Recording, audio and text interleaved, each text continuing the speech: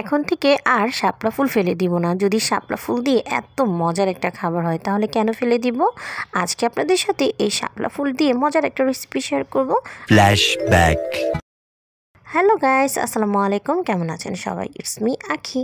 তো এখন আপনাদের সাথে দেখেন তো কী শেয়ার করব। হ্যাঁ, শাপলা ফুল।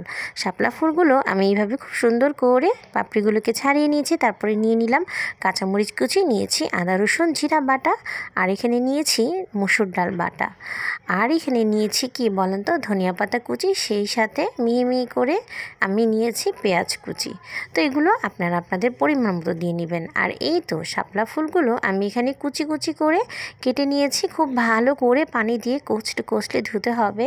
তো এই তো দেখেন সব কিছু এখন আমাদের রেডি করা আছে। এখন আর কিছুই না, জাস্ট সব কিছু খুব ভালো করে মিশিয়ে নিব। আর হ্যাঁ, এখানে আমি আরও কিছু মশলা দিয়ে নিব। তো আমি এখানে দিয়ে দিলাম ধনিয়ার গুঁড়া, দিয়ে দিলাম এখানে হলুদের গুঁড়া, সেই সাথে দিয়ে দিব স্বাদ মতো লবণ। ব্যাস, আর কিচ্ছু দরকার নেই। এগুলো দিয়ে খুব ভালো করে আমি এখন এটাকে একটু খুব সুন্দর করে মিশিয়ে নিব। আর এটাকে আলতো আলতো করে মিশাবেন, খুব বেশি জোরে জোরে চটকাতে যাবেন না, তাহলে কিন্তু একদম বাজে অবস্থা হয়ে যাবে। আর এখন আমি সামান্য একটু দিয়ে দিলাম চালের গুঁড়ো। চালের গুঁড়োটা অবশ্যই দেওয়ার চেষ্টা করবেন, এতে করে মচমচে হবে, খেতেও অনেক মজা লাগবে। আর কিছু না, এখন একটা ফ্রাই প্যানে পরিমাণ মতো তেল দিয়ে নিয়েছি। যেহেতু আমি এটা বড় আকারে ভাজবো, তেল তো একটু লাগবেই। তো ফ্রাই প্যানে হলে অত বেশি তেল দিতে হয় না।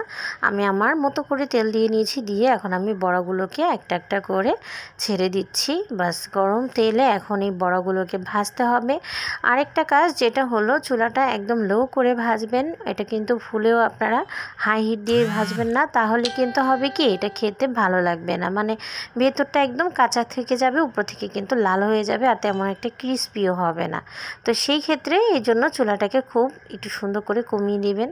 তো এই যে দেখেন আমি আরেকটু তেল দিয়ে খুব সুন্দর করে মচমচে করে এগুলোকে একটু সময় নিয়ে ভেজে নিব। তো এই তো ভাজা হয়ে গেছে।